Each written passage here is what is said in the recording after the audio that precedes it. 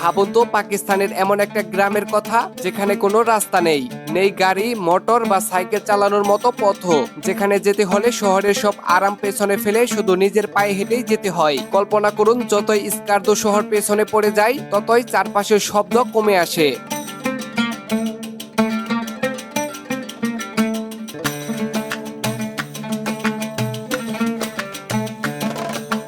বাতাস ঠান্ডা হতে থাকে আর পাথরের রাস্তা মানুষকে প্রকৃতির আরো কাছে নিয়ে যায়। এখানে প্রতিটা পদক্ষেপে মনে হয় জীবন অনেক কঠিন, কিন্তু এটাই একদম বাস্তব।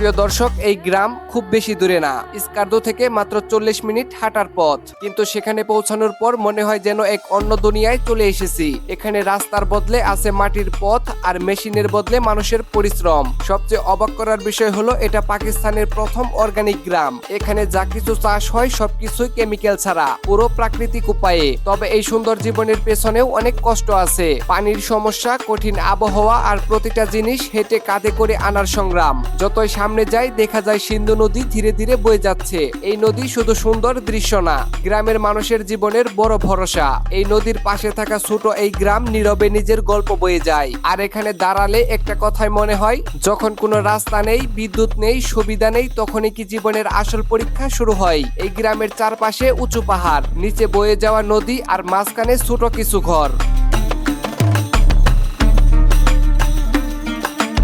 এখানকার আবহাওয়া খুবই কঠিন, গরমকালে ঠান্ডা থাকে আর শীতকালে পুরো এলাকা বরফে ঢেকে যায়। তখন হাঁটাও খুব কঠিন হয়ে পড়ে। এখানে বেঁচে থাকা মানে প্রতিদিন নতুন করে লড়াই করা। এই গ্রামের সবচেয়ে বড় সমস্যা হলো বিচ্ছিন্নতা। এখানে কোনো পাকা রাস্তা নেই, নেই কোনো যানবাহন। খাবার, ঔষধ, স্কুলের জিনিস সবকিছুই মানুষের নিজের পিঠে করে শহর থেকে নিয়ে আসতে হয়। শহরে যেখানে একটা জিনিস সহজেই পাওয়া যায়, এখানে সেই একটি জিনিসের জন্য ঘন্টার পর ঘন্টা হাঁটতে হয়। এখানকার মাটি খুব শক্ত আর পাথুরে, তবুও মানুষ এখানে ফসল ফলায়। অর্গানিক চাষ এখানে শখ না, বরং প্রয়োজন, কারণ কেমিক্যাল এখানে পৌঁছায় না। হয়তো এজন্যই এখানকার খাবার বেশি খাঁটি এবং প্রাকৃতিক। কিন্তু এই জীবনে অনেক কষ্ট আছে, কম ফসল, বেশি পরিশ্রম আর সব সময় অনিশ্চয়তা। এখানে পানি যেমন জীবন তেমনি বিপদও। নদী কাছেই, কিন্তু সব জায়গায় পানি পৌঁছানো সম্ভব হয় না। কখনো পানি কমে যায়, আবার কখনো নদীর পানি ভয়ঙ্কর হয়ে ওঠে। এখানে সময়ও একটু আলাদা, কোনো ডিজিটাল ঘড়ি না, সূর্যই ঠিক করে দেয় কখন দিন শুরু হবে আর কখন শেষ হবে। সকালে সূর্য উঠলেই কাজ শুরু হয়, আর সন্ধ্যা নামলেই পুরো গ্রাম শান্ত হয়ে যায়। এই কঠিন পরিবেশ এখানকার মানুষকে শক্ত করে তুলেছে। এখানকার মানুষ প্রকৃতির বিরুদ্ধে না গিয়ে প্রকৃতির সঙ্গে মানিয়ে বাঁচতে শিখেছে। সকাল শুরু হয় ঠান্ডা বাতাস আর কাজের প্রস্তুতি নিয়ে। মানুষ ভোরে উঠে জমি আর পশুর খোঁজ নেয়, কারণ আজকের কাজ ফেলে রাখলে কাল কি হবে তা কেউই জানে না। জমি কম কিন্তু পরিশ্রম অনেক। এখানকার শিশুরাও ছোটবেলা থেকেই কষ্ট করতে শেখে। স্কুলে যেতে তাদের প্রতিদিন অনেকটা পথ হাঁটতে হয়। ক্লান্ত হলেও তাদের মুখে অভিযোগ নেই। এই গ্রামে সবাই একে অপরকে সাহায্য করে। কারো কাছে বেশি কিছু থাকলে সে অন্যের সঙ্গে ভাগ করে নেয়, কারণ এখানে সবাই জানে কঠিন সময় যে কারো আসতে পারে। এখানে বিদ্যুৎ খুব কম, রাত হলেই পুরো গ্রাম অন্ধকার হয়ে যায়, কিন্তু সেই অন্ধকারেই মানুষ একসঙ্গে বসে গল্প করে।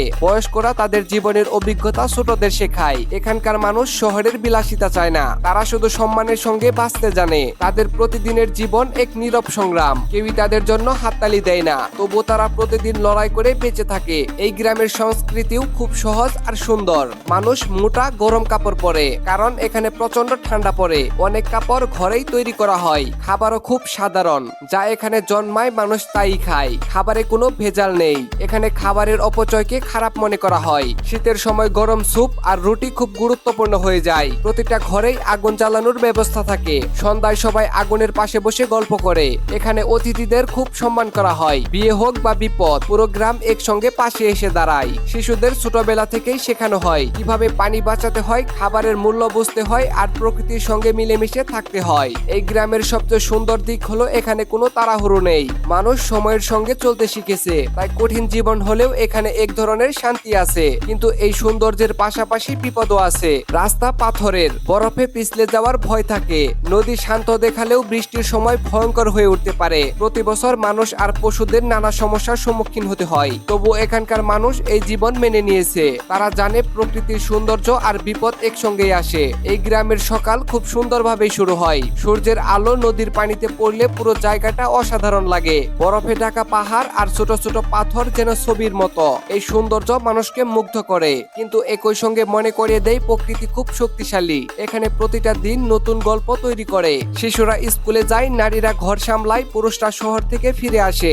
সবকিছুই সংগ্রাম আর ভালোবাসার মিশ্রণ। এই গ্রাম আমাদের শেখায় জীবনের সৌন্দর্য শুধু আরামে না, বরং সংগ্রামের মধ্যেও রয়েছে। একবার ভাবুন, এত কষ্টের মধ্যেও যদি মানুষ হাসি মুখে বাঁচতে পারে, তাহলে আমাদের ছোট ছোট সমস্যাও আমরা পার করতে পারি। এই গ্রাম শুধু একটা জায়গা না, এটা একটি শিক্ষা। ধৈর্যের শিক্ষা, প্রকৃতির সঙ্গে বাঁচার শিক্ষা, আর জীবনের আসল মূল্য বোঝার শিক্ষা। এখানকার প্রতিটা রাস্তা, প্রতিটা ঘর, প্রতিটা মানুষ একটা গল্প বলে। আর সেই গল্প আমাদের মনে করিয়ে দেয় জীবনের আসল সৌন্দর্য সরলতার মধ্যেই লুকিয়ে আছে। প্রিয় দর্শক, আজকের এই গল্প যদি আপনার মনে একটু হলেও অনুভূতি জাগিয়ে থাকে, তাহলে জীবনের ছোট ছোট জিনিসের মূল্য দিতে শিখুন। প্রতিটি কঠিন সময়কে নতুন সুযোগ হিসেবে দেখুন। ভিডিওটি ভালো লাগলে শেয়ার করুন, কমেন্ট করুন আর সাবস্ক্রাইব করতে ভুলবেন না। দেখা হবে পরের ভিডিওতে।